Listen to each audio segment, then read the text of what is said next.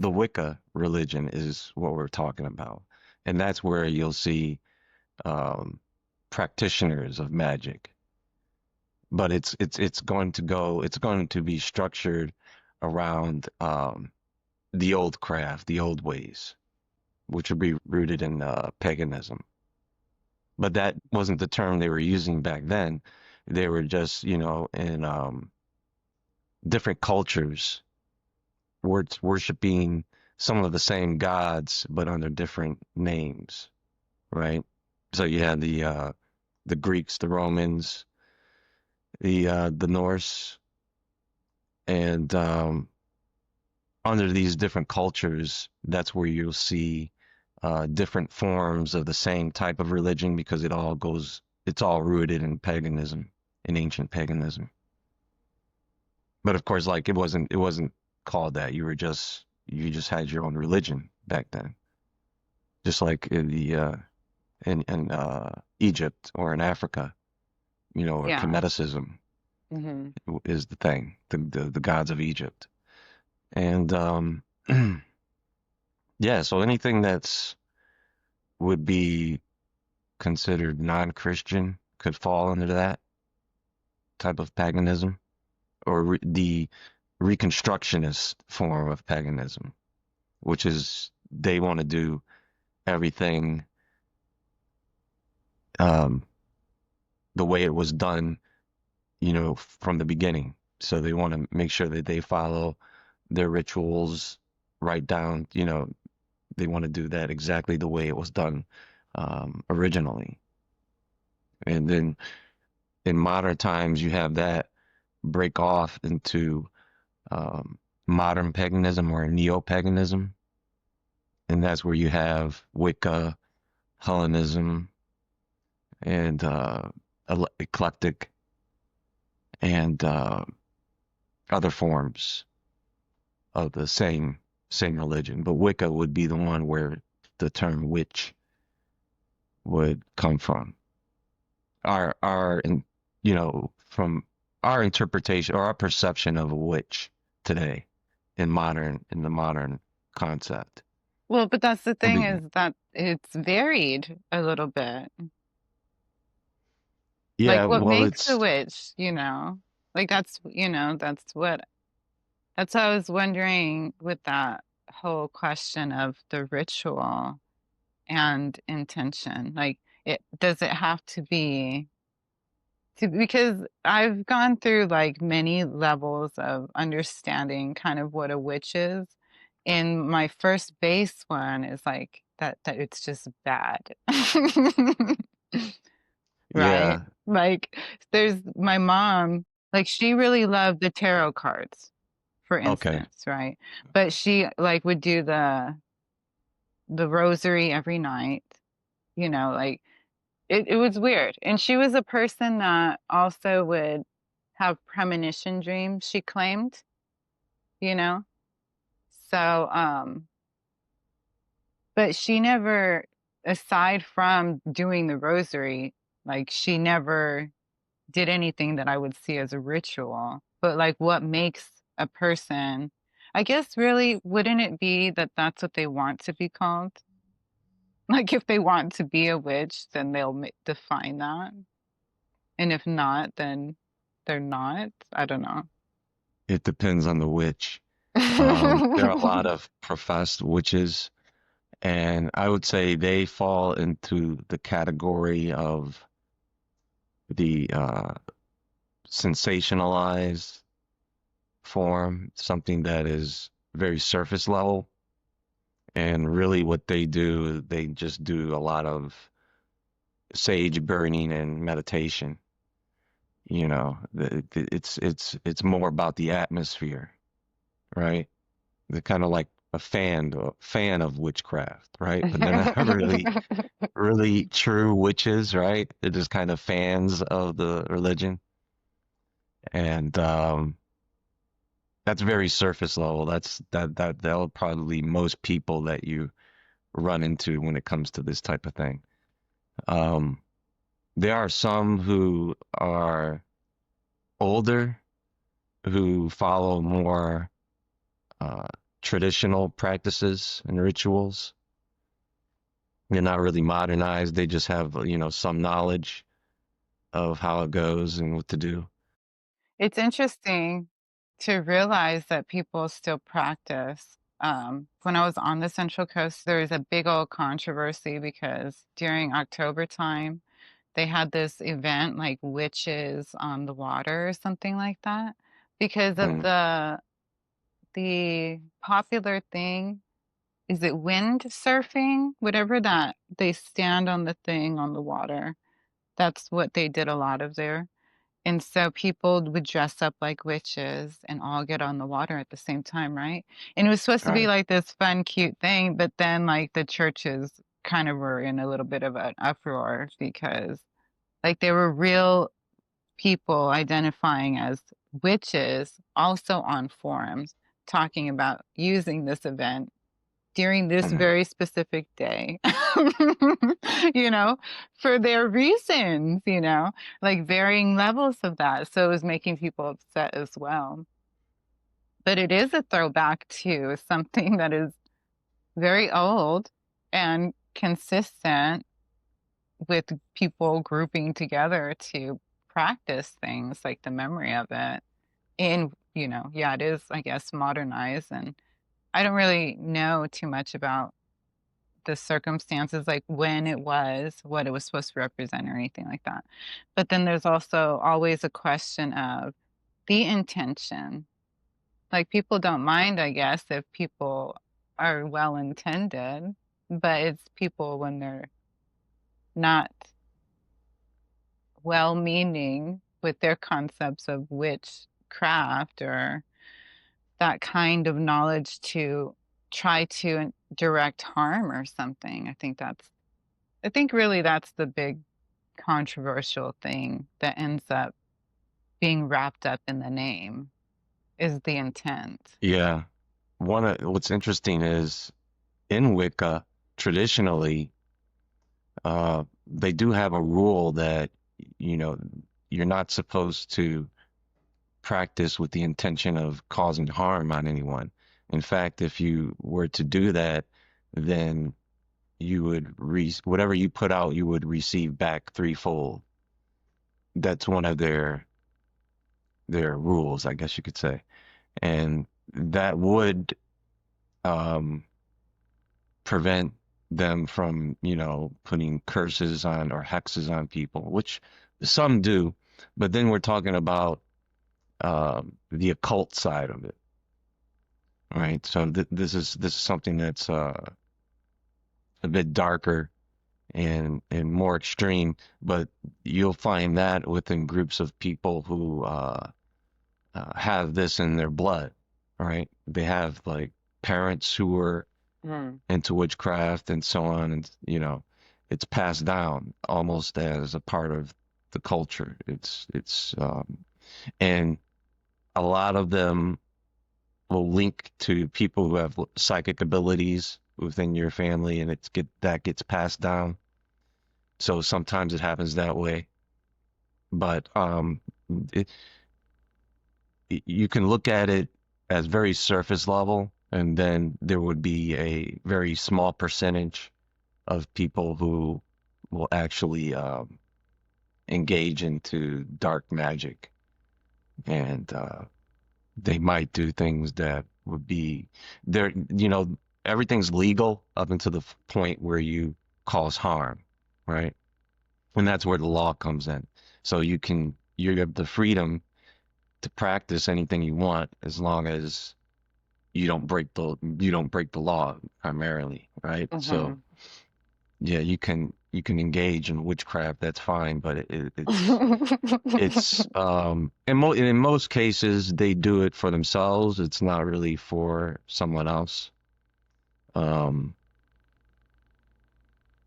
because it's the message is this is supposed to be something that's harmless until they get to a certain point. It depends on how deep you go into it, because like I said before, a lot of this is similar to Eve looking at the tree of knowledge, right? She's right now she's just looking at it, and that exposes a certain weakness, right? If you're constantly staring at something because it's pleasing to the eye, you're curious about it, there are dark forces who see that, and that becomes your weakness, and they'll eventually get you to go step a little bit closer to examine it, and before you know it, you've ruined mankind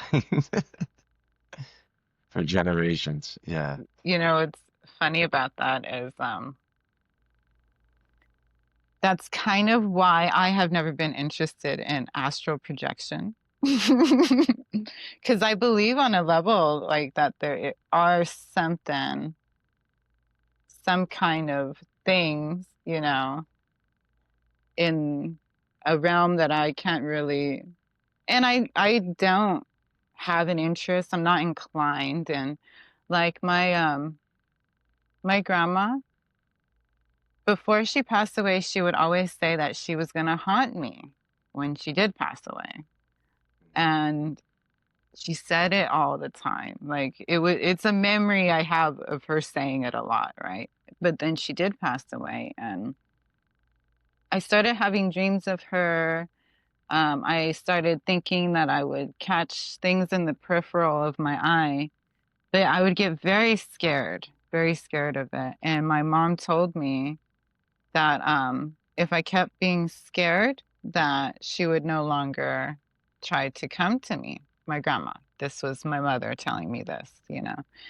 And I remained scared because it's like, for lack of better phrasing, I don't like the heebie-jeebies. Right. you know, um, I don't watch a lot of scary movies. Psychological thrillers are different, but Hmm. like I do think that there is something there that is perceivable, and tangible if you have like a certain inclination or gain of familiarity. But I myself, I get real like scared, of like the possibilities of negative things that could happen. And there's a movie that or I guess it's not a movie, it's a show. I don't know how much you watch shows like on any of the streaming services. When I can, if it's something that excites me, I'll take a look. Well, there is I think how they call a limited series or something when it's just a few episodes. Just a mini series? I'm not really sure how they phrased it, but it's called Behind Her Eyes. Have you seen the picture for that or anything? No. Well, it's called Behind Her Eyes, and I had seen it a long time ago, and it has to do with like the spirit leaving the body and like astral projecting, and basically this person switches bodies. It's like it's one of those things where the person knows how to astral project and purposely take somebody else's body while they are astral projecting. That kind of theory. Do you know what I mean? Hmm. So it's projection, and then they possess Mm-hmm. someone else. Mm-hmm. Basically, yeah. Okay. Yeah, I actually have never heard of that concept, you know, Really. when digging into this. Yeah. Or in astral projection, it was always a projection of yourself and you return to yourself, but I never heard of anyone doing like an astral transplant. Yeah, well, I mean, that movie was kind of crazy, and it was one of those thrillers you don't know until the end, obviously. I should have said it's a spoiler alert on that one. But it's trippy because it is something that I since I was little. I don't know if it's a combination of watching like the alien possession shows when I was, in elementary school, middle school, so like I had a concept of something, different and some kind of weird aspects could happen. But they also remind me of those ones of the stories of young children that remember a past life, like they remember. Have you seen anything of those? Yeah, that I have seen. Yeah, where it's like and then they like meet the family and they recognize them or they recognize landmarks or whatever, and then the other family is convinced that this is their reincarnated loved one as a child, in a child's body. There's been several reports of those that I've seen on, the docu-series or whatever since, since I was a young person too. So maybe it's that kind of combination that just kind of confirms my suspicion, for there being an intangible that I could tangibly get caught up in and I'm not interested type of thing. But it is like if you're not in those realms at all, then you kind of don't even think about it. But when you start meeting a bunch of people that are, and then you wonder their varying degrees of practice, you can't help but wonder about their intent, especially when some people are like unashamed about black magic, you know, or, like authors that embrace it or this and that. It's just, yeah, it's a matter of like how much of a belief in negative energy, how much could that affect somebody really trying to put negative energy on you? You know? Yeah, that might actually depend on the two people involved. But I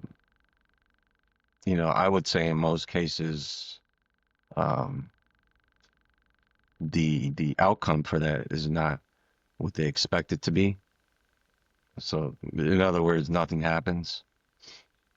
But for people who know what they're doing, I guess they could use that ability sparingly. I don't think they would just do that to anyone at any time just because they think they could. And like I said, and if they did, chances are it wouldn't work out. The results wouldn't be what they expect. And they could just go on and on like that. Um, for the most part, what I see coming from people who um, have practiced certain variations of it, they they typically report issues. So they could either have a lot of health issues later on down the line, cognitive and emotional issues, being harassed by spirits. The person that was trying to cause harm. Yeah, yeah, yeah. That type of thing typically has more effect on the person uh, who's practicing it, where they get so deeply involved and broken down. It's just that consumes them, and that's where they start to develop health issues and things like that. Um, because they have to deal with everything that we deal with on a daily basis. Just like any other person. Um, Most of the ones that do know what they're doing have been doing it. That's in their family. You wouldn't know if they were into that type of thing at all. You wouldn't see. you could walk in their house and you wouldn't see pentagrams or anything that would symbolize, altars with crystals and things like that. That's for the people who are looking at it as like a type of novelty, right? They have all these little trinkets and things, but people who are really deep into it, you're not gonna know who they are. They're gonna just they might be the person right next to you in church, and you wouldn't know because that's how that level of it is. Because that goes into traditions with secret societies and the occult. So they're not as open about it Yeah, and the as initiated people. yeah, not like the TikTok witch, right? So yeah, Yeah, that's true. that's different. Hmm. Yeah. Either way, they all have to deal with spirits. Whenever you're involved with something like that, no matter what level you are, you're gonna have to deal with a spirit at some point. Um, Either indirectly or directly. Depends, I guess. Um, if you're just someone who has an interest, right? They can see that you have an interest in this. It's like Eve looking at the tree. We can see that you have a weakness for this somewhere in there. And they have a long time. They have all the time they need to work on you, you know, um, and they'll wait. They have patience. And it's like it's that old tradition of you have to invite it inside to for it to come inside, right? So yeah, if you're not doing that, if you're not looking for it, they don't see you looking for it. It's just something that it's one of the desires of people wanting to uh, investigate the unknown. Have you ever seen that show called Good Omens? No, no. Really? Well, that one's very interesting because it talks about it tells a story of like an angel and a fallen angel Mm, and like what they've witnessed up until like present time. And supposedly in present time, like the Antichrist is born. So it's like a mm, story about them trying to navigate in that kind of situation. But what was interesting about it is that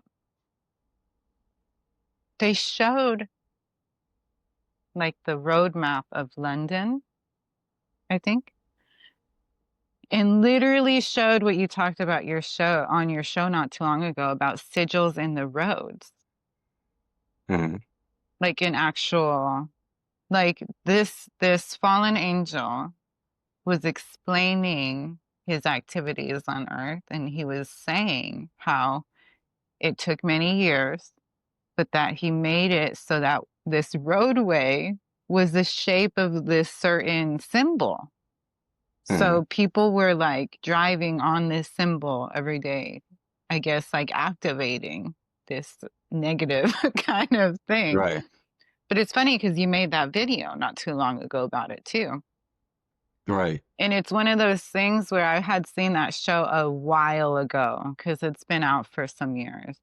So recently, when we put it on just on the background or whatever, but then like start watching it again, and it's just interesting the symbolism that is put in there, that the concepts are rooted because there's like a witch finder in there, and like there is a Mm, witch that it is generational, and she's looking for this child, like it's like multi-layered and faceted. And mm, but with like the fallen angel, for instance, he goes by Crowley. Like, are you kidding me? There's just a lot of like, especially now that I have been more familiarized with specifics in like the occult realm and like backstories of people that were involved in kind of the bringing up of that movement, in the country. mm, Um, just, you know, it being written into this screenplay or whatever for this season of episodes of this show called Good Omens. Um, Mm, it's just a reminder how the memory of it still exists in our culture, but then still people are. It is a real thing. People are still, and the memory of people doing this, mm, like, you know, evidence in actual roadways being certain shapes. It's like, well, how do you explain it? Well, a lot of people in charge have been in these different brotherhoods, you know, and they do their different things with their yeah. different Rosicrucian, you know, knowledge and wisdom, you know, like very, Mm, you know, you replace the label with any of these labels, you know, this odd fellow society person, you know, like mm, they're doing things, but they do have their reasons too sometimes. It depends on which Mason Lodge is involved in whatever of what their own members are going to be involved in, to whatever degree, no pun intended. Do you know what I mean? right. Yeah, and they had a lot to do with the witch movement back in the day. They had I a never lot. thought about that. Yeah, they had a lot of involvement with city planning.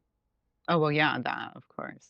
So that's why you see that, and but you see a lot of their geometry also, their geometric patterns in some of these forms of witchcraft. That's why you'll see that there because they were one and the same for many of them. Yeah, Um, because they have but their own roots. right, right, and that would branch back um, to a different type of to one of the older the Reconstructionist form of paganism, so something ancient. Um, Reconstructionist? yeah, that just means they just follow the old traditions the way they were originally, instead of these new versions of witchcraft that people practice today. But they still exist. There's a good number of them that exist, and Hellenism there's a modern form of it and the old form, but they basically worship the Greek gods as they were. There's a modern form, in what regard? Like just like a church Um, or something for their gods, or how, like how the extent of practice, because I haven't thought about this really. yeah, they would just follow those practices in the traditional form, so the way they were practiced during that time period. Um, So they like consume psychedelic wines and stuff in this modern age. well, that would depend on the region, but it's Okay. it's yeah, it depends on who the person is. They may not get involved with everything or worship specific holidays that are centered around that. But there's different levels to it, and Okay. there's not many people that have that uh, reconstructionist paganistic view of how they're going to worship those gods. But um, like I said, the neo-paganism is more of a surface level, and this is something that you'll see uh, more in your face than anything else. Um, Yeah, for sure. Well, I did see that there a a temple of Pan, there is a man that is advocating for like reinstating of them being able to practice fully the way whatever throwback they're intending to preserve. mm, I'd have to send you. Do you know what I'm talking about? Have you heard of this? It's kind of fairly recent. No, if it was any news, yeah, I wouldn't know. Um, I do know that um, there are only a lot. It depends on where they are as well. I think In it's certain Greece. countries, I'm pretty sure it's Greece. yeah, I'm not sure about Greece, but I know in certain Eastern African countries, they still consider witchcraft as a crime. It's not decriminalized or anything like that, like it is here. Like here, it's perfectly legal. Like unless you, of course, commit a crime, you know. But yeah, they could go as far as mock rituals if it involves, sacrifice of something living, if that's the extreme of it, right? So, Yeah. yeah, I mean, there are people who do that, but it's going to be a very small percentage. It's not, there's not a lot of people who practice those methods. That's usually going to come from people who, like I said before, you wouldn't know that they were into that type of thing, you know. But Uh, wouldn't a type of that thing be like the mass sacrifices that religions are still doing today? Like that would be a form of it in their own realms, though. So it's right, not yeah, really, you know, in it's just involved in it into the extent that it is a throwback of more ancient times because all these people were doing varying degrees of rituals and superstitions in the ancient times. So anybody that is bringing that back forward seems to have similar things that they were doing, just differently a little bit. yeah. They're gonna they're gonna do it to the extent where they can without getting in trouble for anything. Um, Yeah, unless they're that's where very the secretive laws. about it. Yeah, Yeah. that's why they're all tied up with the laws too and the lawmaking Hmm. to make sure that their ducks are in a row Right. to be able to do it. Hmm. There is that type who take it very seriously and they try to make things very concrete. And this is how we do things as opposed to how they were done traditionally. And it's usually with the eclectics that are like this, um, only because it's more open. It takes bits and pieces from different forms of witchcraft or paganism, and it uses that. And but on the surface, none of this stuff is supposed to be harmful to anyone outside of them. Like I said before, most of them they create their own problems and they're just riddled with them. And I think it's because if you open yourself to these spirits out here, they're going to work with you. Well, that kind of feeling and thinking always makes me reminded about the Jinn, which are different, but also in their spectrum. You know what I mean? Mm, mm. Well, what do you think about conceptually that kind of influence? Well, it's just a different name for an ancient uh, spirit, That's true, an I ancient guess. demon.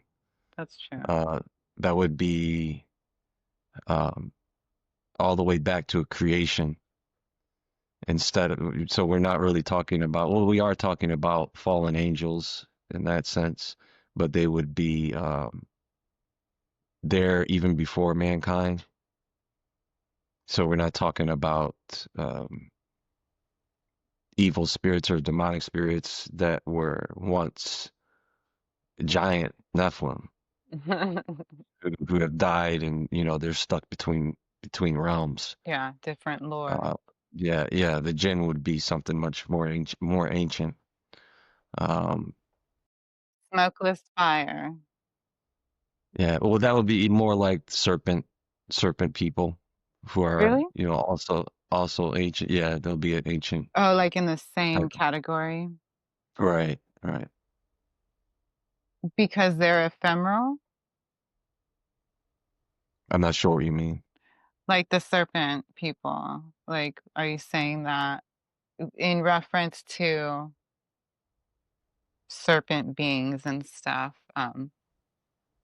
They are not physical. Right, they would be part of that um, hierarchy, depending on who we're talking about. I guess, yeah, that's true Could because be. that's its Hmm. own realm. But like, would you say the Nagas are like spirit, like seen in vision in a different realm, or physical beings? Yeah, so um, if you go back that far, then we could talk about they can appear to seem physical, but they're still spiritual.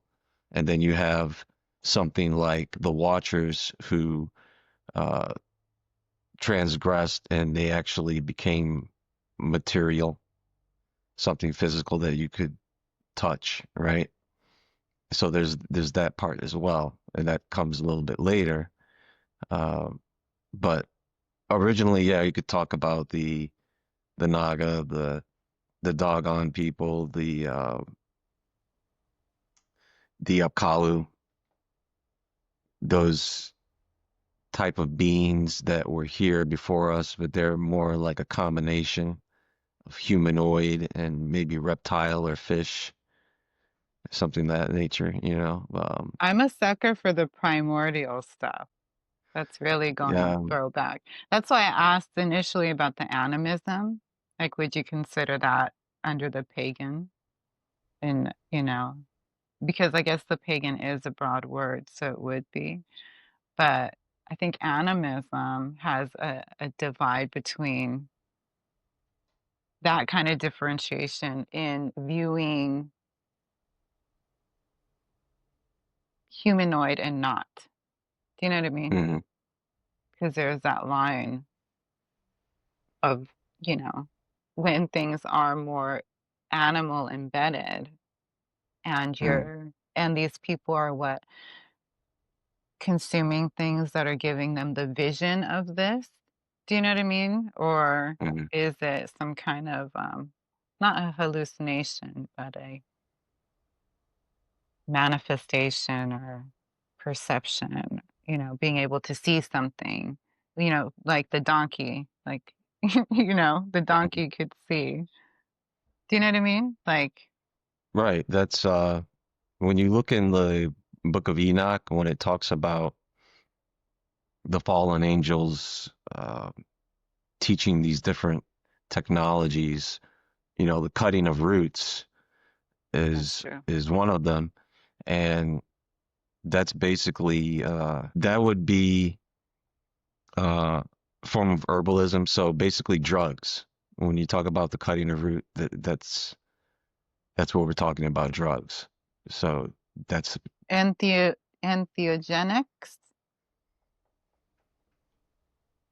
what do you mean? like Theogenics. the entheogen. I can't ever say it right, but the cutting would be to point or signifying the use of these certain plants for their specific effects. Right. It would be the same as you Like cutting drugs. that's what was being Y- taught is the knowledge that what Right. effects came from what, like that was passed down. That's what Exactly. that Yeah. entails. Hmm. Yes.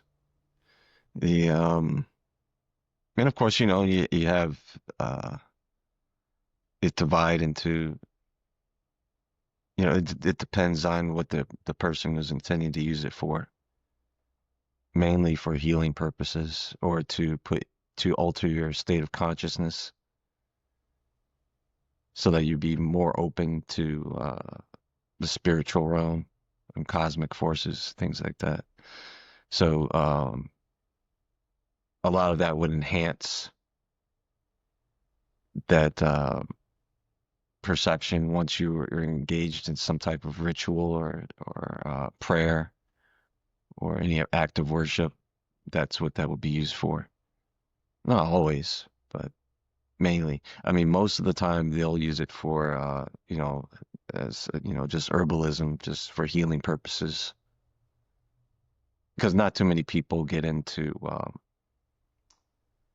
the type of herbs that will, change, something like DMT in its natural form. That would be something, not everyone would be in agreement with. Well, yeah, because it that has cropped up differently too. You know, Mhm. like the shamanism and stuff is a little different for sure. Yeah, I mean, that's where it all is rooted in. And within those small communities in the very beginning, you have, those types of people who were wiser, right? They were older. They knew these different technologies to be able to be uh, the shaman of that small tribe or group. And from there, um, traditions were pretty consistent until you get to a period where authors can write books. Because before everything is handwritten, you're not spreading information Yeah, it's too mostly well. verbal. Yeah, oral traditions. And once you have authors starting to write books, then they can kind of make something appear any way they want it to appear. And that's where you get these this aesthetic, this perception of what witch is or witchcraft, right? Um, because it comes in that documented form. And so, Oh, okay. Yeah. yeah, it's not really until modern times, like after the 1900s, where Oh, that's true. we have this Well, universal look for what a witch is, right? So, yeah. um, but you're not supposed to be able to tell, just by looking at someone. But, there's a lot of them that you can. It's like, okay, she's definitely a witch. But, it could be male as well. Actually, a lot of them are male. Um, but it just seems that over time, through through feminism, which is attached to it, you had you have the more powerful, which would be the female within that group. So she would be the more powerful witch. Even though you have male witches, um, through tradition, you have the masculine and feminine, and then the feminine would be the more powerful. The goddess would be the more powerful than the god. And that's where, feminism and those ancient um, feminine religions that focus on that, the moon goddess, etc. Of the hunt. Yeah, it all led to kind of the same outcome in the end, which is control of um, procreation, right? So that's why you see a lot of fertility rituals in those practices. But in the end, it's about controlling that whole thing because even in feminism, if you were to look throughout the history of feminism, that ended in contraception. That was that was the end cap on on feminism, the ultimate. So it started out one way, but it eventually reached to a point where now we control birth, right? It was the same as, passing your child into the fire. So you're basically controlling that whole part of society, you know, because I mean, it could be at any point. It could be through abortion or just contraception. And that goes way back to the fallen angels teaching women how to smite the womb, right? And that was one of their that was practice. So it's a form of liberation, I guess you could say, not in a good way, but having that control over that part of society was a very big part of it in the end. That's what it all came down to. And as you keep, they would keep, traditionally small groups. It wouldn't be like a congregation of, 50 or more people. We're talking about, you know, 5 to 10 people within any type of coven or anything like that, or any small congregation. Well, they I've seen like this really beautiful painting. I forget what it was called, but it was showing like a ring of, I'm sure they were women dancing underneath the moon. Yeah, that's where a lot of that was a different way. Yeah, well, that's the different interpretation, right? So before you have the authors who wrote about witches, you had Okay. people who would paint pictures about them. And so people would get, if they see a painting of a bunch of naked women, half naked women dancing around the moon, they're going to be their perception of what witches are. Hmm. And that's how that kind of persona got spread. And people who wanted to be witches, they think that that's what a witch, that's what it amounts to, right? And I that's didn't not really, realize when I was saying it how kind of generic that sounds. But but no, that's part of the history. The paintings and the way they presented this to the public. It was the same with the witch hunters who started up the whole thing with the witch trials. Um, 'Cause one doesn't happen without the other. So you have witch hunters who would kind of just make things up in yeah. order to justify um, their profession, right? And so people gathered certain ideas about people. Most of the people were just ordinary people, but it was whatever. We can get her on witchcraft, and we can start a business doing that, right? So you have other people follow suit, and then you have all these people um, executed for I mean, it worked itself out in the end where that whole thing ended because it was just too much. But yeah, that's how it starts. Well, that was also to spread fear and demonstration of why to listen, to the church or whatever, like to obey the big rules. Otherwise, Mm. here's the consequences of that type thing. Right. In certain countries, it just wasn't allowed. It was just a crime. And, you know, Well, I um, guess, yeah, depends on the country. it, yeah. And it wouldn't be the case that, they were burned alive or anything like that. They just believed in cremating the bodies. That's where that comes from. So they weren't actually, a lot of them weren't, some of them were, but a lot of them weren't actually burned alive. They died before their bodies were cremated. But that whole story, that's where that comes from because they did burn the bodies afterwards. It's kind of like a purification, you know. Um, but for the most part, you know, it was either other things that killed people.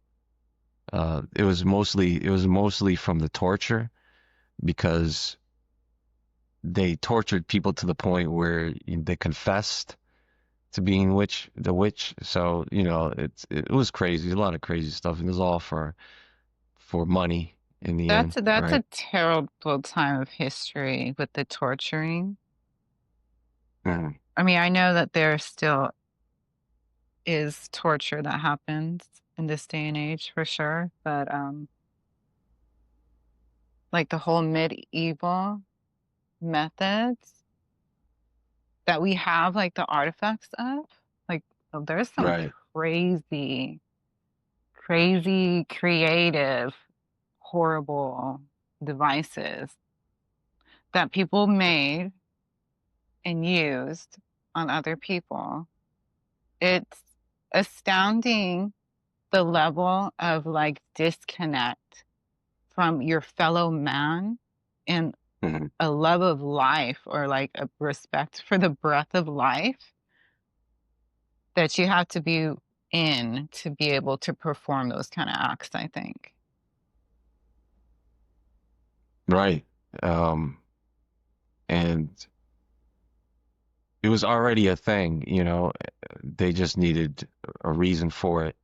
Most of them were executed in the same way any other prisoner who was serving was had the death penalty. They were killed in the same way, depending on where they were, and then their bodies were cremated if they were suspected of being a witch or anything like that. But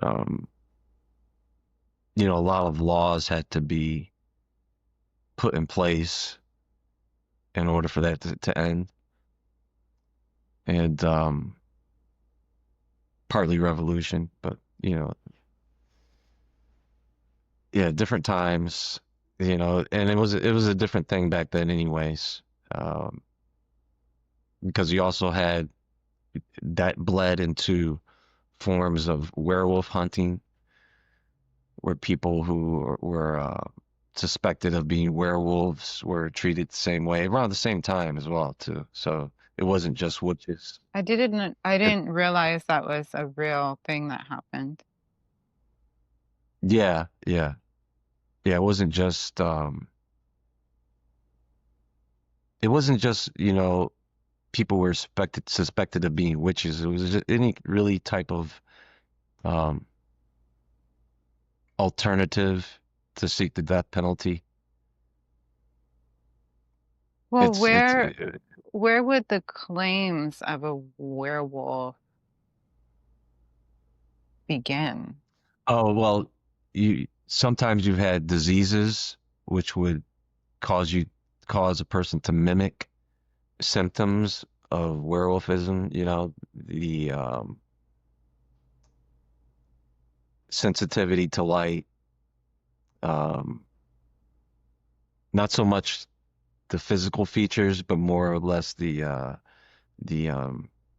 the hunger, your there was other things that they would look at that would say, okay, that's enough evidence to for us to use, you know, that you're witch. It's kind of like if you traveled back in time with a cell phone, people would accuse you of witchcraft.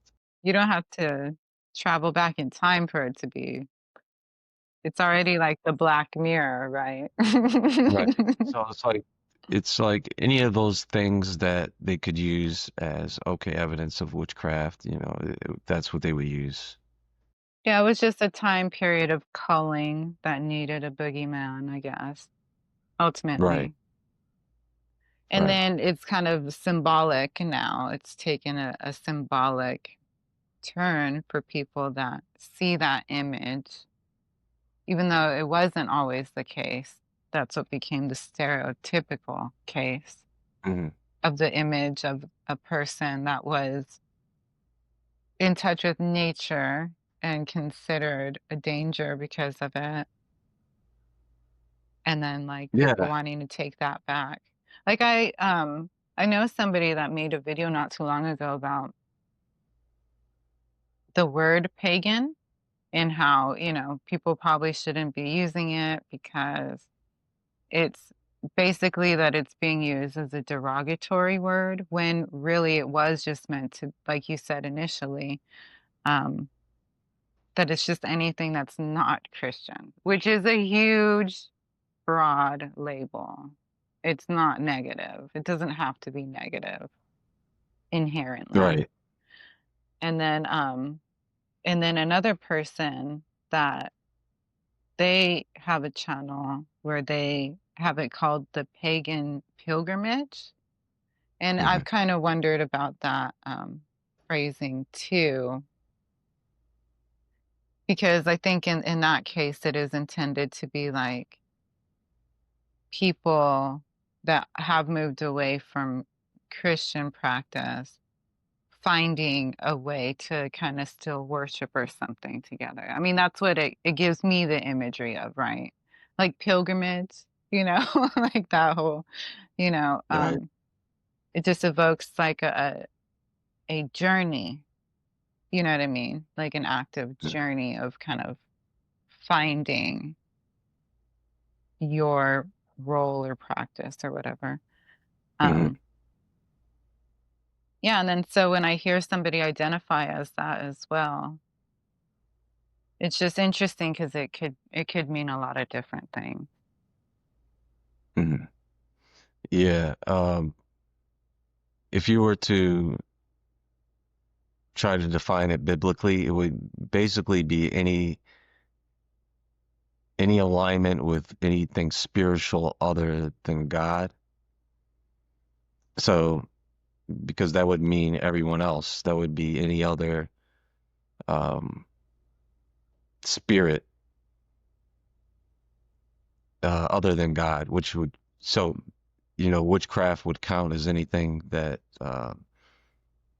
any spiritual practice that is outside of the Most High. So, um, Well, yeah, I mean that's true coming from a biblical right. Other perspective. than that, outside of that, um, they would go by other terms, but that's what basically paganism would be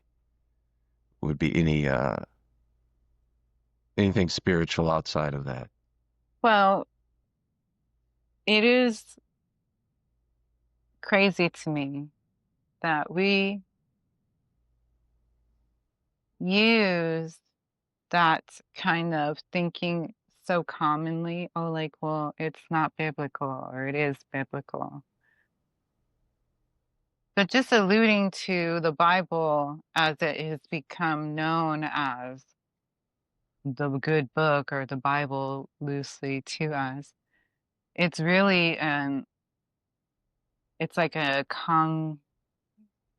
like many things in one. It's put different writings from different periods, different Hmm. focuses, all kind of in one. So it's funny to me to hear, okay, well, biblically, biblically, this whole pagan thing is anything that's not for the Most High, right? But the Old Testament goes through its own process of differentiation between El and Elyon, and Yahweh, which was part of the pantheon with Asherah. You know what I mean? So um, there's, it's like you almost have to not even, I mean, you have to because of what people already know in terms of biblical, but it kind of has to be further broken down to really, it's a difference between monotheism and polytheism. Because if you're going to say most high, then you're going to be probably referring to a creator God, right? Which I love. I always, since I was young, because of growing up knowing that my grandpa was Native American, my first concept of God was the Great Spirit. type of thing. And then I convoluted him with the Father, you know, concept, the Heavenly Father, you know. So to me, the Great Spirit and the Heavenly Father were kind of the same thing. But Yeah. there are just the different levels of understanding in a lot of people. They only know as far as the Christian story to get a taste of those primordial things that aren't explained in the Mm, Bible itself. You have to learn outside of the Bible to understand the context of the times in both of the eras of story. mm. Yeah, in terms of doctrine, a lot of them did have that. Um, even even Jesus and his disciples carried doctrine, um, but it wasn't, of course, the Bible, not at that time period. So, a lot of this is story and tradition that gets passed down. So um,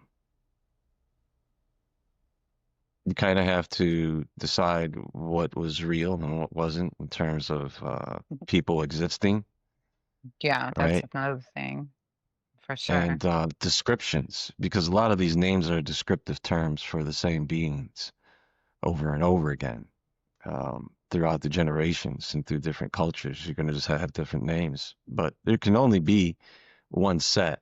We're not talking about multiple sets of multiple deities across different periods of time. They're only going to be there's only going to be one creator, whichever name you give it, and you know that hierarchy. Okay, but the And creator or the demiurge? You know what I mean? Like these concepts, yeah, there's so many. I don't think they all coexist, honestly. no, it's just the way you decode the language throughout time, and that's where you get these different names for the same being. It's not like, people can call it whatever they want. They're still talking about the same being. Um, Well, the demiurge is not meant to be the actual creator god. right. So that's where it gets divided in culture. Yeah, that's what I'm saying. Like, there's just, once But it's you keep still, learning more background of this stuff, mm, it's like the more you realize everything is so much yeah, more than you think. right, right. But But like you said, for some people, it's not. It's just very on the surface. once you realize what these different descriptive titles mean, they all are sourced to a particular being or spirit, some to the same one, but they divide it. It's just kind of like with the Holy Trinity, right? So you have three parts in one. So, people have a different way of looking at that because some people say Jesus is God and some people say he's the son of God, and then you could argue both, right? So you could Yeah, it's kind of a theory, dimensional game paradox. theories. So, yeah, yeah.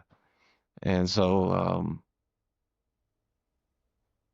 but yeah, it's just a difference in the descriptive terms they use for different time periods, and it's changed through different forms of language. Well, how helpful is it to even have those kind of disclaimer labels when you meet someone? What do you mean, like being Christian? Yeah, or a witch or a pagan or whatever you kind of loosely want to identify as, if anything. Yeah, I mean, that's up to the person. I really don't um, think about that too much when it comes to getting to know someone initially, because it's all in your actions. So if you, Yeah, I mean, that's you can true. say You can say anything you want, but I tend to look at what people do. Yeah. Well, it's funny because when I was in Colorado, I mean, I will say I had a bit of a superstition about like witches. You know, like I never thought about it really, but I know I had it because of my mom, you know, like just that kind of Catholic superstition, but also, you know, having the experience with it too, Mm, you know, like knowing that there's little places that you could go to, you know. There's this little place, I guess, I don't know if it was meant to get rid of, like, if you had a curse on you or something like that. But I remember going there, you know, and they had like a little mm, plant that was on the door that they said that they never watered, but it was an aloe vera and it hadn't died. It was like however old it was or something like that, you know. So I knew of them, but I never really got past like, oh, it's just something you shouldn't do, like anything else that you bring into your adulthood from being a kid. Like, oh, that's just bad mm, to do. Don't do that type thing. And when I was in Colorado, I befriended somebody from the kids' school that we had seen each other outside of that and then saw that we had the same, our kids went to the same school. So we would have coffee together afterward. After taking them to school in the morning, you know, we got to know each other and everything was fine and dandy. She became like one of my closest friends. And then randomly one day, somehow I found out she was a witch. oh And yeah. it revealed to me my own prejudice. Like it made me realize that I even had it because I didn't even think Mm, about it before until whatever happened that was said or something made me realize, oh, this person considers herself a witch. What does that mean? You know, type thing. But I already loved her. So I was like, well, this can't be wholly bad. You know, mm, she is somebody that I find lovable, you know, that I feel good with, you know, and feel like I get good from type of thing. So that's the first mm, time that I met somebody that identified that way, you know, but it was very simplistic. Like she had an altar of stuff, you know, some like aesthetic things, you know, and whatever allusions to what she was revering, you know, whatever aspect of deity, you know what I mean, or whatever. mm, But I never like questioned her very deeply about it or anything like that. But then more recently online, looking into this ancient Greek stuff, you know, and trying to start learning it myself. And because there's this man that he talks about the ancient Greek, but his whole thing is going over like the New Testament stuff to show where in the ancient Greek it's talking about these rituals that were being done and that's why this Christ person was arrested and killed because of these rituals that were being done, right? He has his own theory around it. And mm, so in kind of consistently engaging in dialogue with other people that are also like in the YouTube chat and stuff like that, you know, I got to know more and more people that were in this realm, you know, and even like my partner's mom, like she's an older woman and she identifies as a witch, right? She mm, has a bunch of essential oils. She has her gems, you know what I mean? And yeah. it's like it's just interesting because it's all nice and cute and fine and dandy until one of them doesn't like you. right?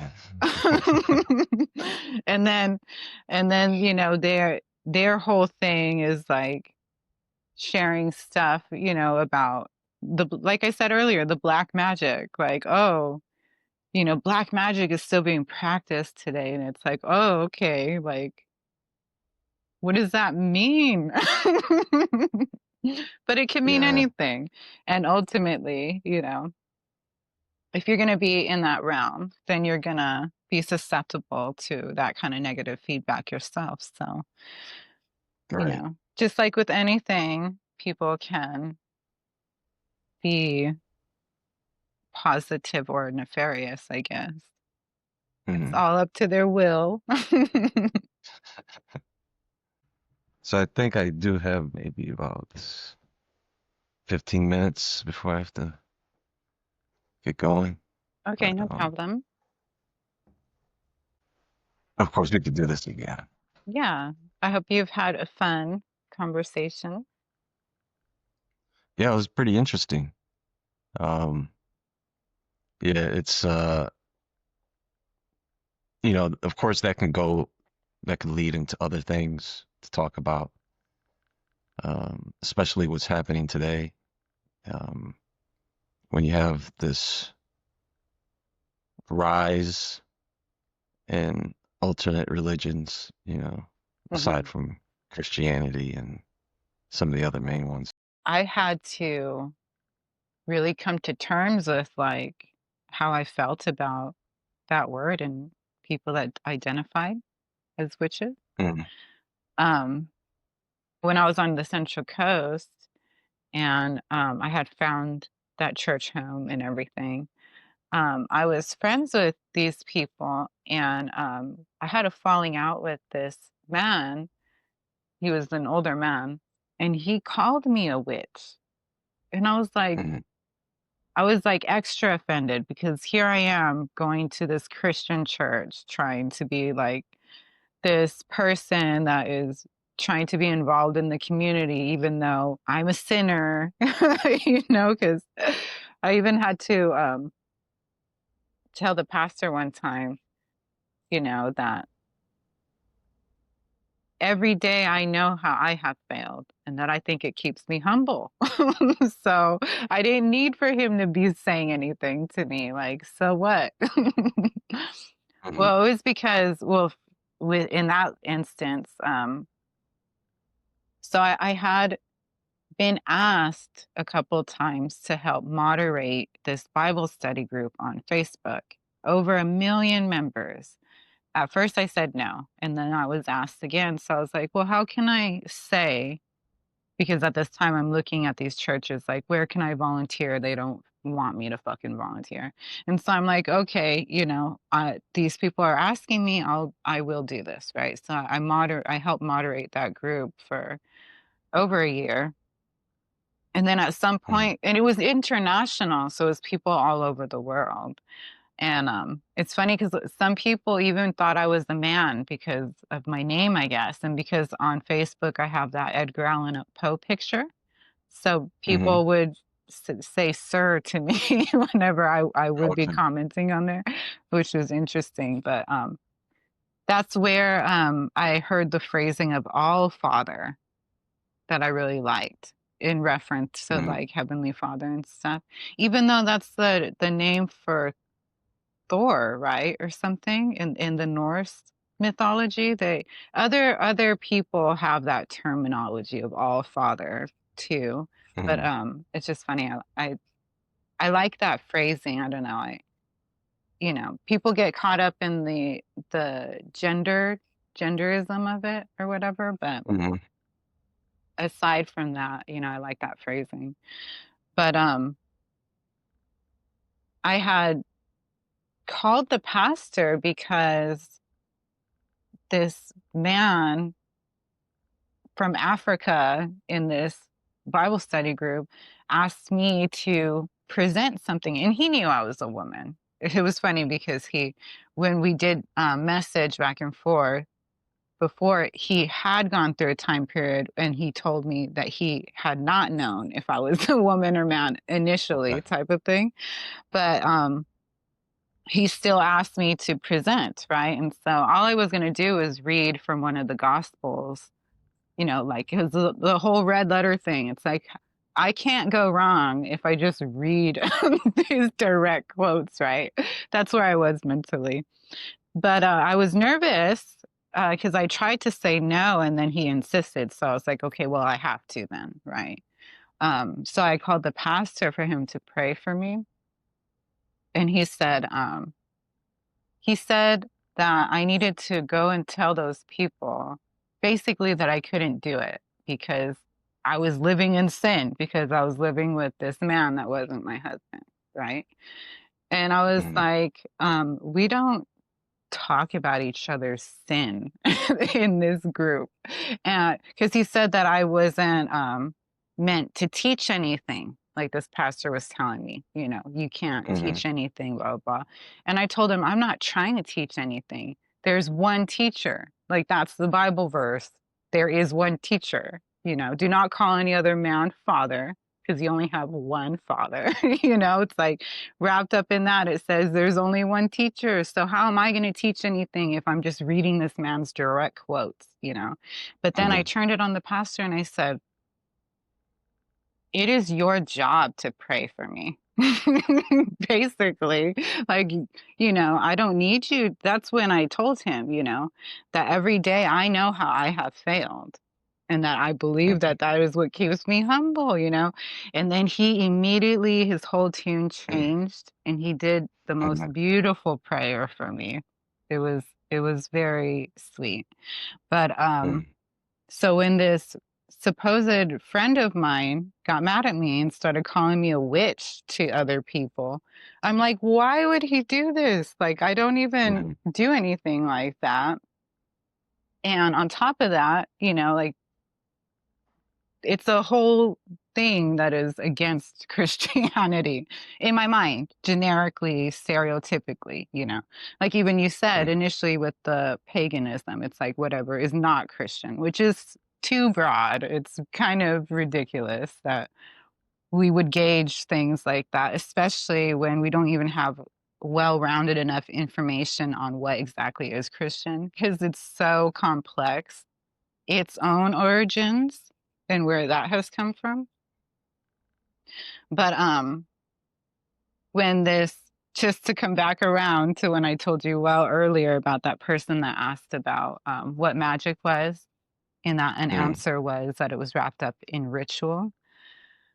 Like I had to think about whether or not I guess because technically I would identify as like under a pagan realm because I understand a lot of things that are not typically Christian because Mm-hmm. Christianity is kind of misinformed on a level, on a surface level. You know what I mean? So it's kind Yeah. of real basic to even say those kind of things.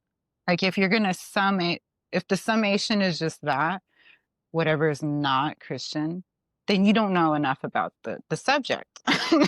Honestly, in my opinion, not you. I'm just saying, I mean, you have to sum it up for a general audience because generally people just don't have enough background on things, right? Mm-hmm. You know, even many people who subscribe to you know, an alternate religion or Wicca or any other type of witchcraft, they half the time they don't even know what they're doing. And that's part of an issue. Um, without having that clear understanding and just engaging, it's, you know, you're partially guided, kind of like a cult. You don't really know, you know, you're in a cult. You don't know as much as the cult leader, but you follow them because, you know, you want to be a part of something and it feels right. That's where a lot of this comes from anyway.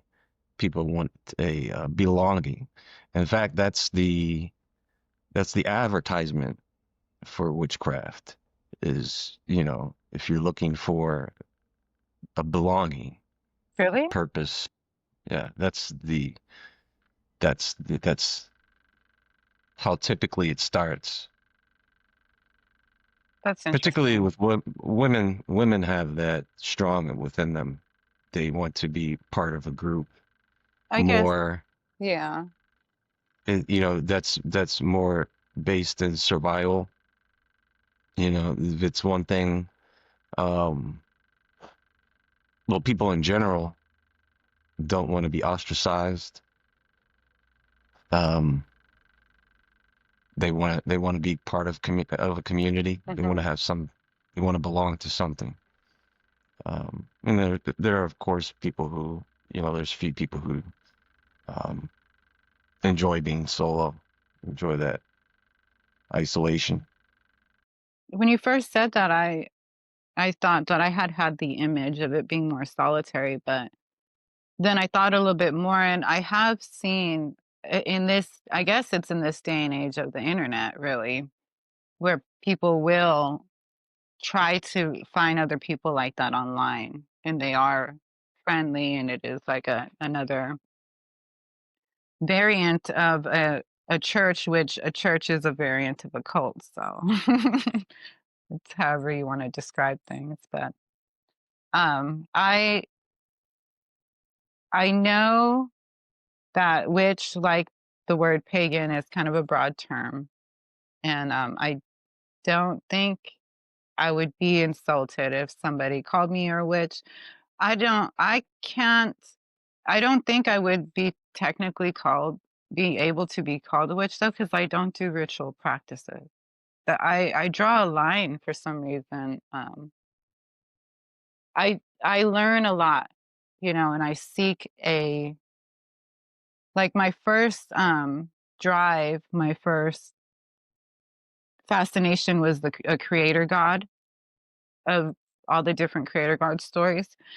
And then I come to find I like the primordial stuff the best, but that is a level of detachment, from like a tangible, having like the whole point is having like a personal communion with an aspect of deity people will bond over, um Hmm.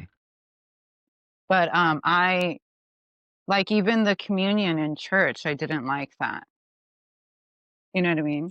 But Hmm. I would totally do communion the way that I now know it to be, where that stuff was psychedelic. I totally would have that wine and breaking of bread with other well intentioned people and experience that kind of spirit. Do you know what I mean? But Hmm. I don't think they do that anywhere yet. Yeah, I think where people get confused is with what they see online, mostly what they're seeing in front of them. The dangerous stuff is kind of hidden in the shadows where it belongs. You don't really get to interact with too many people who, like I said, you wouldn't even know what they were into, Mhm. um, just knowing them personally. It's behind closed doors where the real magic happens, I guess you could say. But yeah, everything else is pretty much as a persona. It's kind of like a lifestyle. It's atmosphere, but even some of them don't take it as serious as others. Mainly followers, and they don't lead. They don't go out and preach, you know, witchcraft to other people. In Yeah. that sense. Yeah, that's Um, true. so it's kind of like find your place within it.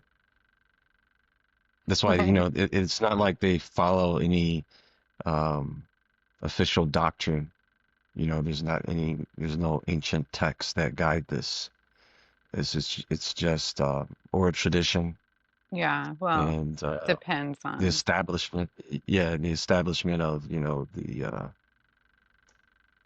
structure of gods and goddesses that each culture has, and where they find their roots in that. Um, very small groups, people who had that one person who was kind of all these things. And it didn't look like witchcraft back then. It was just kind of just tradition and what was passed down to us, right, through the culture. So people didn't look at it that way. Um, but like I said, that falls in a different category of paganism. It's not all witchcraft. Well, and Oh, some secret society practices kind of look like witchcraft. right. That's intentional. The intention is different, especially when you are having powerful people involved. Then yeah, that's the different category. We're talking more on the control side, the elitist side of things. So, typically they wouldn't see the average person the same way they would see someone with their power and affluence. That's So that true. would, yeah. So you would have religions practiced by the elites and religions practiced by the common folk, the poorer people. So you'd have that division as well.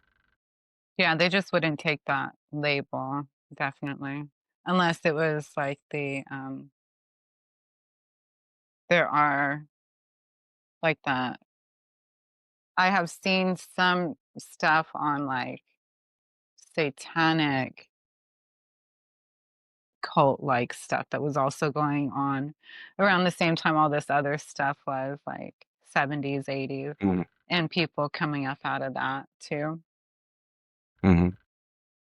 So I guess, Yeah, yeah. like yeah, a lot of stuff doesn't enter into the fear category until, like I said, until you start having people paint pictures and write words talking about it and make movies. They make movies about this stuff, and that's where the fear comes from. Otherwise, you wouldn't really know too much about it. That's true. Um, Before that, it was just kind of a normal thing, you know, um, until people can find a way to demonize it. And part of it is demonic, but like I said, you really have to know what you're doing, and your intention is different than other people when you get into the dark stuff. So, when people use the term witch, it could mean a variety of things depending on the person. Typically, when you think of that, I'm talking about people who practice witchcraft, which is the technology, right? So you have the religion, and then you have the technology. And then you don't necessarily have to be a witch, right, to use the technology. Of like with the written and spoken word. Yeah, with anything like using divination, you don't have to be a witch to go get a tarot card reading, right? You can just participate and have a medium do that for you, but you're still engaging in divination, which is uh, seeking answers and power outside of asking that from who you would worship as God, right? More in this case, uh, the God of the Bible. That would be that that would be the case there. Now, is that the same for gods from other cultures? Well, in the polytheistic um, worship, you already have these other gods for those specific uh, posts or roles that they're putting. Um, it's just that within Christianity, it would be the one, and that would be it. There wouldn't be any worship. You could the other ones could be revered but not worshipped, right? So you would recognize that these are important people or important um, beings. You know, when the Bible speaks about the other angels like Raphael, Michael, um, and those archangels, right? They're not to be worshipped, but people know of them. They're revered, right? So they're highly regarded as important beings, you know, within that hierarchy. Um, almost worship as gods, but not, you know, not in the same um, commands as the God, right? Depending on what you believe that to be. That, like I said, that's going to depend on where you come from and your culture. Yeah. But it doesn't, you know, the technology um, isn't bad until it's used for that purpose, right? So that's why a lot of Wiccans today will use that as their reasoning. Well, anything that we do is not harmful to others, and that kind of stamps the okay on it for them, anyways. But it doesn't really matter because the whole issue with that is the if I go back to the analogy with Eve looking at the tree, that's what all this comes down to. Is it's something that can lure you in deeper. So there's maybe things that are gateways into something deeper and darker. And so it starts out as something that is bright and shiny and elicits curiosity until you actually step a bit closer and dabble in it a little bit and try to communicate with spirits other than who you believe the creator to be. That's when it potentially becomes unhealthy because now you're going to be communicating and aligning yourself with spirits that you're not really familiar with. They may be familiar with you, but yeah, you don't really know who you're interacting with. Because the deeper you go in, the more they'll lie to you, and that's where lies start to manipulate your own perception on what you're doing. And that's when people start to get into the darker stuff.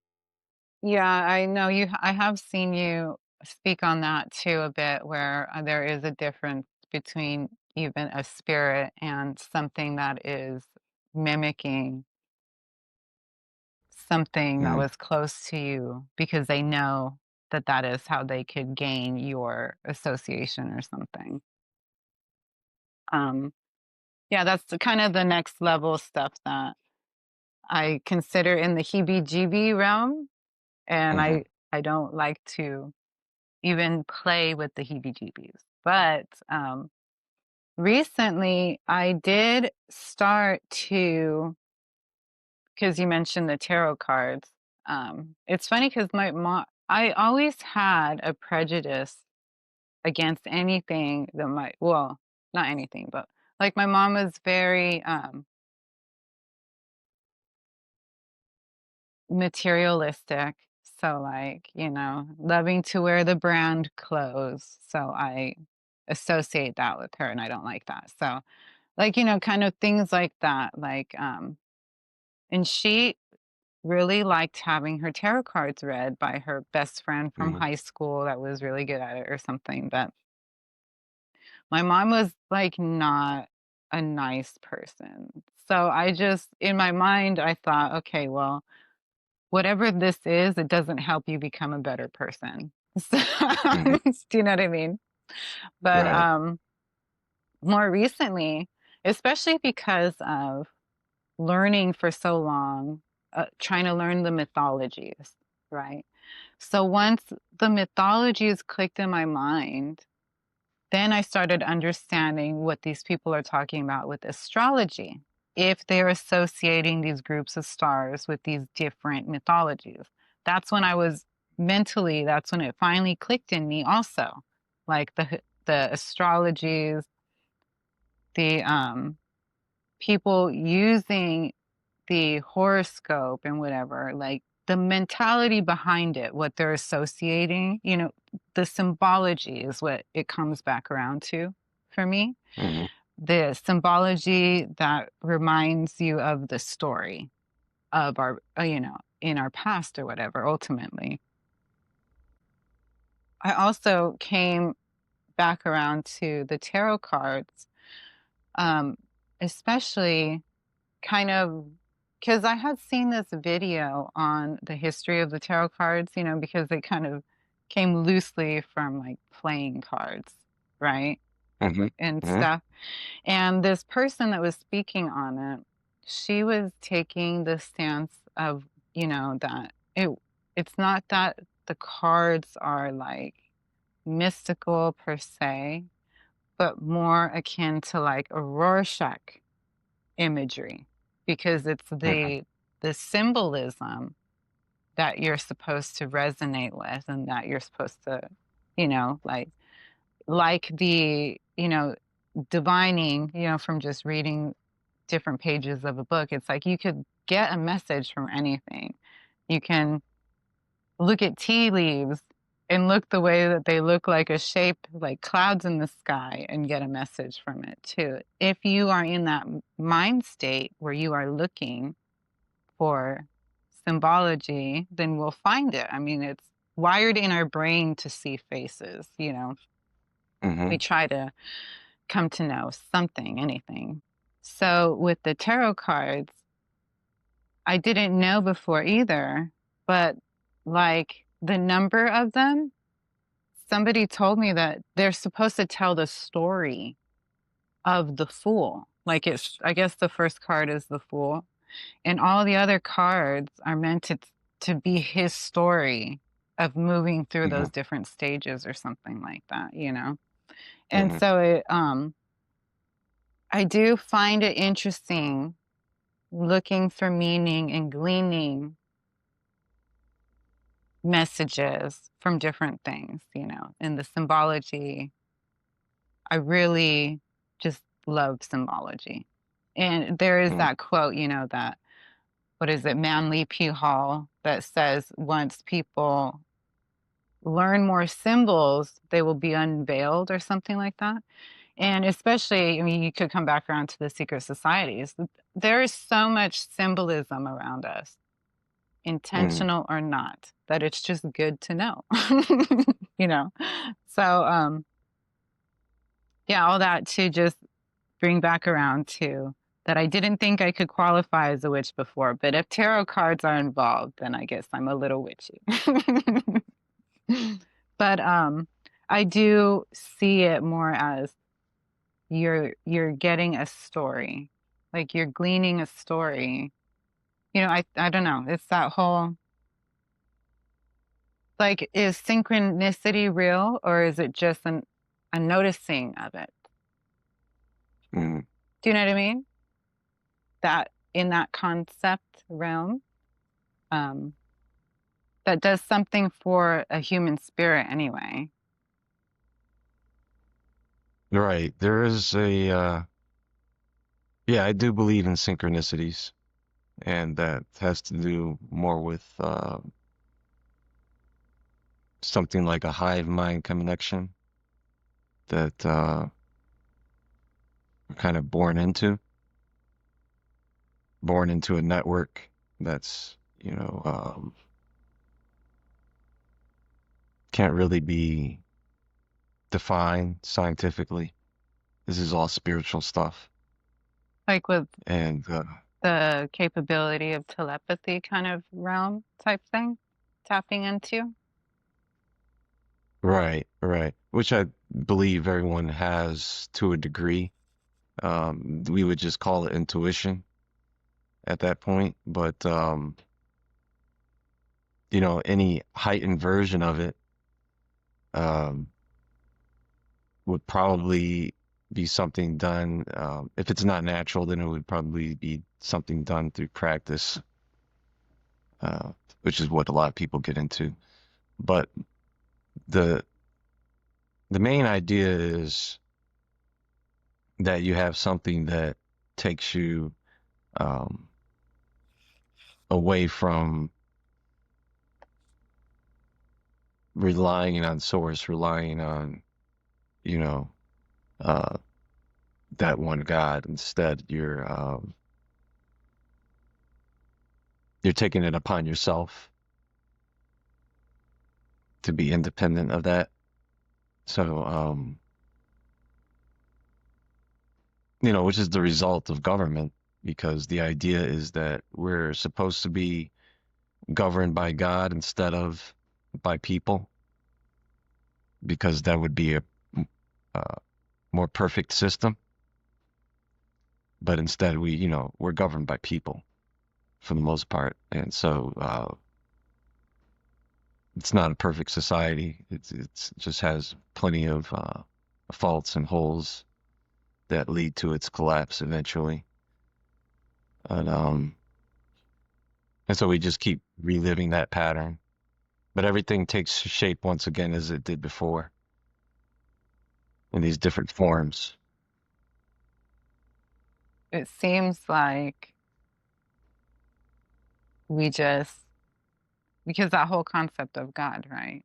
It's like, okay, let's be ruled by God. Well, let him be here. But then at the same time, okay, there's a manifestation of him.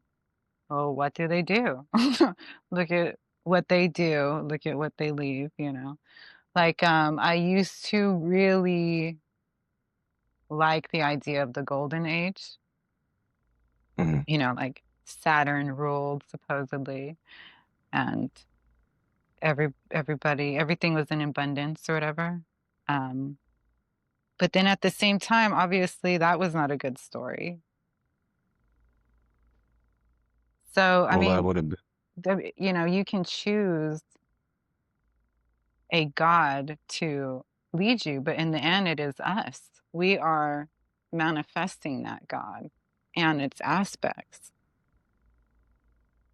I mean, even this country saying that this is a Christian nation, that does not reflect whatever Christian God is shown. I mean, if your Mm, Christian God is the Christ, and I mean, that's where it comes back around to those red letters, right? But then mm, that's not even to mention that there's that whole other aspect of who this Christ person was, if they were a historical person, and what those practices were even being alluded to, because mm, like there is that whole question of why was there that naked boy in Mark, right before Christ was arrested. Do you know what I'm talking about? no. Well, there's a whole group of people because of this ancient Greek stuff. So in the writings of Mark, I forget where it is in Mark exactly. If I'm not mistaken, it's like right before Christ gets crucified. But he's like in the garden with this. The word is like a young man, like Mm, a young man or whatever, and that his loincloth falls off and he's naked and he runs away. So like these people are mm, really hyper fixated, like, well, what was going on there? And then the man teaching it is alluding to practices that were being done around that time period of like death inducing mm, components of like consuming, the death and resurrection God, that concept is not only in the Christ figure that, it's kind of repeat in that time period. It was an experience that people would go seek would be to, you know, die to yourself and rise again, even in mm, that temple of I always forget how to say the healing god that starts with an A with the snakes, that temple. They would go there and they would consume like a drink that they would get into this state and be left alone for a couple days, like in this half dead state from whatever they consumed, especially, because they also did stuff with the snake venom. But so that's that whole like there was mystery cults in that time period, like what was everybody doing? But then there's the next level that, Mark was written in an after time. All the gospels were. So, um, like there's a theory that is prevalent, believe it or not, that Mark is written as a play, that it was Mhm. actually something that was performed. So the way that it is Mhm. set up and written was meant to be like a play. I don't know if you've ever heard that. I know that's far off, you know, side, you know, off the Mhm. side rail or Yeah, whatever, but I haven't, I haven't, no, I haven't heard that, that version of it. Um, but these were people who would be witnesses, right? These would be witnesses to, someone else, and a lot of what they are, uh, writing about are teachings that they were already accustomed to, they were already aware of. One of the things that they didn't like about Christ was that he was somewhat changing the rules. So, whatever the Jews believed at that time period, those some of that stuff was being changed. It was being corrected by Christ. They didn't like that. So, that was the main opposition to what he was doing, because, if you're saying, if we have this belief that we are God's chosen people, and then you start coming around and telling us that we're not, then of course we have some issue with that. So, this is where a lot of this stuff comes from. Um, that would be part of the heresy, right? And so, a lot of things were, uh, a lot of traditions were, um, called out. So, things that, they would do traditionally, Jesus necessarily didn't, he didn't necessarily, teach those things, even though he was brought up. I mean, they, the book of Enoch is, an older doctrine of theirs that they go by, what was in that book. This is why you'll see, um, verses in the book of Enoch repeated in those, books about Jesus, some of the, almost word for word. And so, that's because that's the doctrine they had to go on. That's the one they carried around with them at that yeah, they time. had their own oral traditions as well. Yeah. So, yeah, but that's where that comes from. Jesus, the things were changing. And so, um, people didn't want to, change what they had already known for, for hundreds of years in tradition. That, you know, it's almost like a form of it's almost like being a witch, right? To those people, to the people who were in opposition of it. Um, so yeah, there's people will define it differently depending on who you ask. If someone calls them a witch, or if they call themselves a witch, then you kind of have to get, okay, what do they mean by that? It's, Yeah. it's just not like one label you can slap on it. Um, but ultimately, it's just like one of those things that, okay, you look to see what they're doing, and, is this, spiritually healthy practice, or are you dabbling in things that, you should probably become more educated in when it comes to history, especially if you believe those spirits are real. then you definitely want to know what you're dealing with and not just, Yeah. because someone else is doing it. Well, I know you have to get going. Yeah, it's that time. I have to make some runs. Yeah, no problem. Yeah, it's great being here. Going all over the place. Yeah, great conversation. And I have plenty more to talk about, different subjects. So um, when I come back, we can have another interesting conversation. Okay. And I know several things that we talked about. I remember you do have videos on already, so I am gonna try to Yeah. find them and stick the links in there too. Okay, awesome. Bye, everyone.